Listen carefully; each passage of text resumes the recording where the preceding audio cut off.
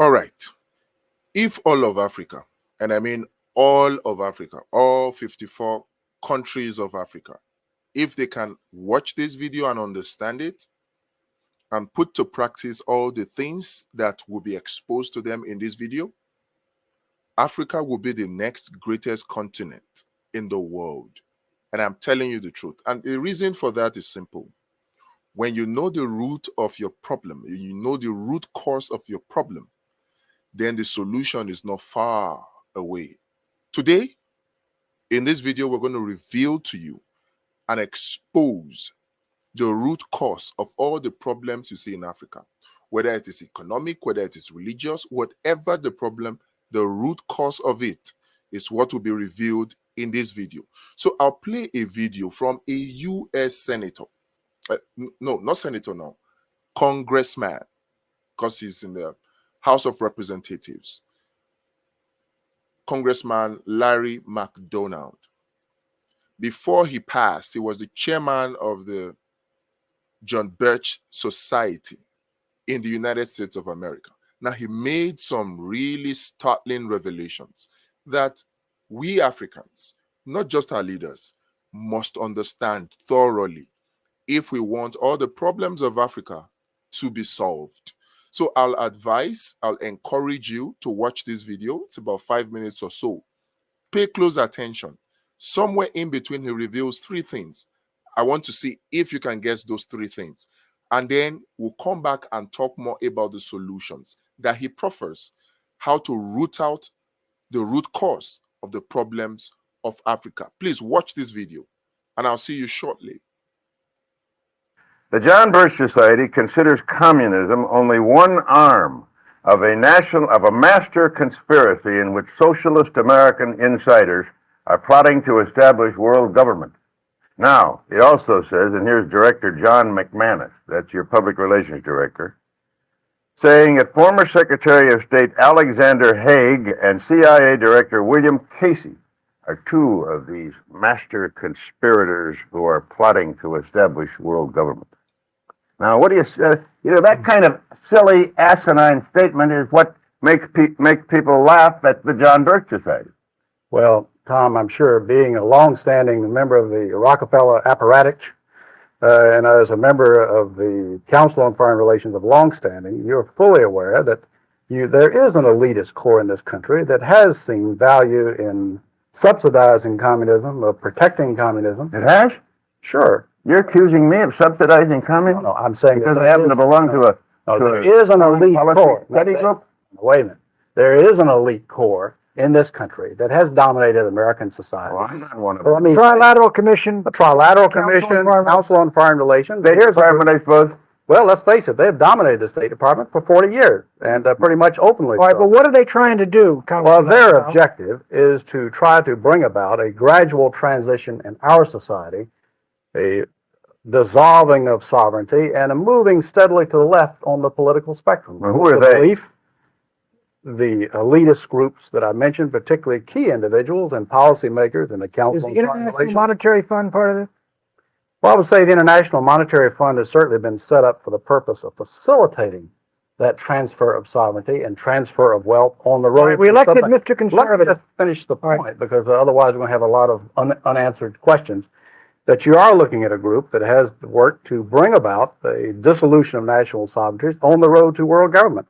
And certainly you're familiar with local Professor Carroll Quigley, who has been part of your club, in which he admitted all this. And he said in his book, Tragedy and Hope, the only thing I disagree is that we've worked to keep it a secret. And you see Arthur Schlesinger Jr. writing way back in 1947, says, yes, this is the hidden policy of America. But we can't tell the American public because they're too unsophisticated to see the value. What is the instrumentality of world government? What is the instrumentality? What you say about Arthur? That's the silliest statement I ever heard. He never made anything like that. Well, let me suggest that you read the May-June issue of the Partisan Review of 1947, Tom, and you can read it for yourself. It's called... There was a conspiracy. Oh. A conspiracy to promote communism? He didn't use the word conspiracy. He said the objective was to bring about... Let me finish. I'll tell you. He said that the objective, the secret policy, which we can't tell the American public because they're not sophisticated enough to see the value, is that through a steady result of erosion of new deals, we bring the American society steadily to the left. All right. And through a sound concept of benign containment, we merge into the vital center of the socialist left. Those are his words, not mine. I think John Kennedy was a member of that No, conspiracy. let me ask you this. The World Federalist Movement in the post-war era contained a lot of people who eventually broke with it, and a lot of people thought the UN in the post-war era looked toward world government. Sure. Indeed, they did, up until 48, 49. But a lot of them said, look, we were utopian. That's over and done with. We can't move. And a lot of them came in Kennedy's government. Schlesinger was in there when they were fighting in Vietnam, launched the effort in Vietnam. Schlesinger was behind the Bay of Pigs. In other words, look, isn't there some move that occurred in the post-war era that now has been dissipated because nobody believes in the utopian ideal of world government anymore? Well, I think there are those that realize that moving straight from a prototype of the United Nations into world government perhaps is tactically impossible. But phasing out increasingly national sovereignty into regional government and phasing out sovereignties into international treaties in multiple areas. The whole movement toward, quote, interdependence. Yeah. NATO is part of the conspiracy? Well, there are certainly elements in NATO. There are people in NATO who are very strongly dedicated to the defense of the West.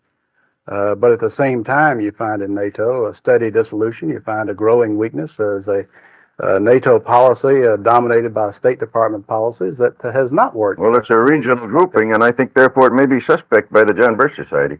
We're talking with Congressman Larry McDonald, who has recently been elevated, I guess, to chairmanship of the John Birch Society, succeeding Robert Welsh. We'll be back in a minute. Did you pick those three things I talked about? Well, if you didn't, I'll help you. Because it is crucial that we understand these three things. Very, very crucial.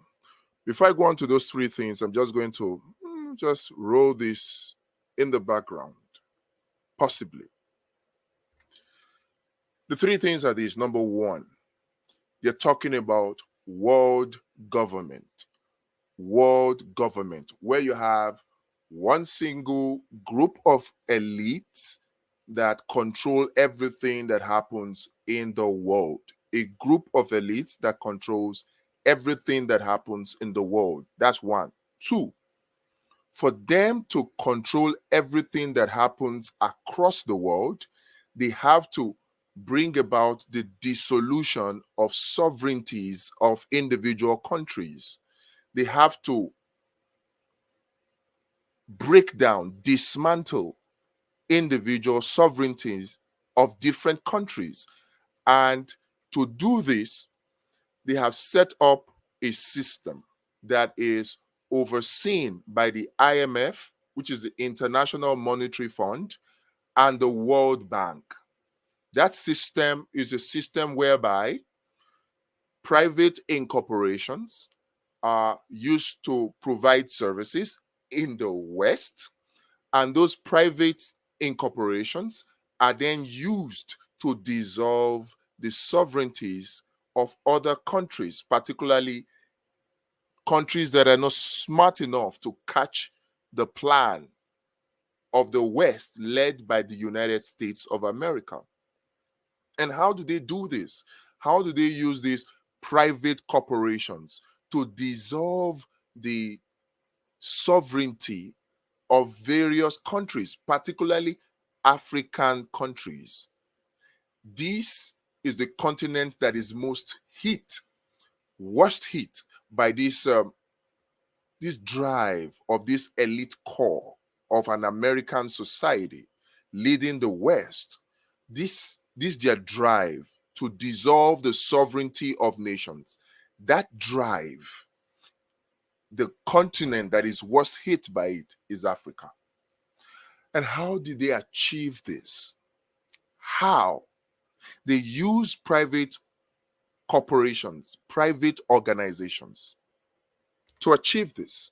These private organizations then go into these individual countries. Right now, our focus is Africa. So these private Western organizations, private multinational corporations, they go into African countries and they dissolve the sovereignty of such African countries. Now you ask the question, how is it that those private corporations are able to dissolve the sovereignties of the African countries. It is simple. It is a system that is put in place by the IMF and the World Bank. They are the Bretton Woods institutions. And of course, there are others. But let's focus on these two for now. Now, this system that the World Bank and the IMF put in place empowers private multinational companies from Western countries led by the United States to go into African countries and use whatever means necessary to buy over such countries, thereby dissolving their sovereignties, owning them, bringing those countries down on their knees so that they can continue to be dependent on the US-led West. That is the system. And the code name for this is the KVDM3, Colonial Virus Disease Mutation 3. We'll talk about this colonial virus disease mutation 3 in some details at some point. But right now, just understand this. The whole essence is world government. And like you will see very soon, it is not possible for United States of America as a country to dissolve the sovereignty of another country.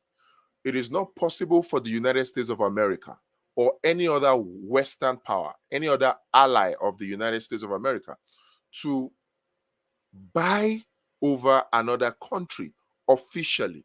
It is not. It will be seen in modern day as invasion of the sovereignty of that country. So they devised a clever means, a very, very clever means to dissolve the sovereignties of countries without the countries even knowing. And how do they do that? They send in their private corporations. And those private corporations now go into such countries, in this case, African countries, and they buy over key sectors. They buy over the power sector, the energy sector. They buy over the oil and gas sector. They buy over the transportation sector. They buy over the education sector. They buy over the entertainment sector, the media sector, the news sector. They buy over the sports sector. They buy over the fashion. They buy over key sectors as private organizations.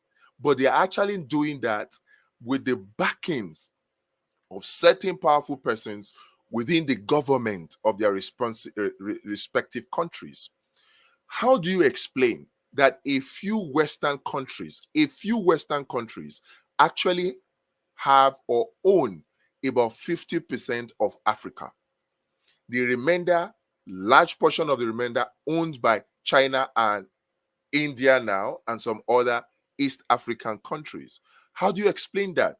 The same Halliburton, the same ExxonMobil, the same Shell, the same Total are the ones that are in charge of all the energy sectors across Africa, not just Nigeria now. This is the way they go about dissolving the sovereignties of such countries. Africans, we need to understand this, because understanding this will help us craft very, very robust solution to solving our problems. It means that we'll have to come out and speak against the IMF and the World Bank in a way that will give power to the people, because, as we will see in the next video, they have a program in place that compromises African leaders, presidents of countries. They have a system in place that compromises them, that forces those countries, those leaders, to do the bidding of the IMF and the World Bank, thereby helping them to dissolve the sovereignties of these African nations. This system will be revealed by a former CIA, a former IMF employee himself. And I'd like you to watch that video. But before you do, please, in the interest of Africa, in the interest of Nigeria, so that more people will get this information, do hit that like button and share it. You may not subscribe. That doesn't matter. but it is imperative that you share this message so that others will see it. And of course, also like, so that the YouTube algorithm will push this message to other Africans. That's how the system works. Let's use their system to liberate ourselves from their stranglehold. We can do this. Trust me.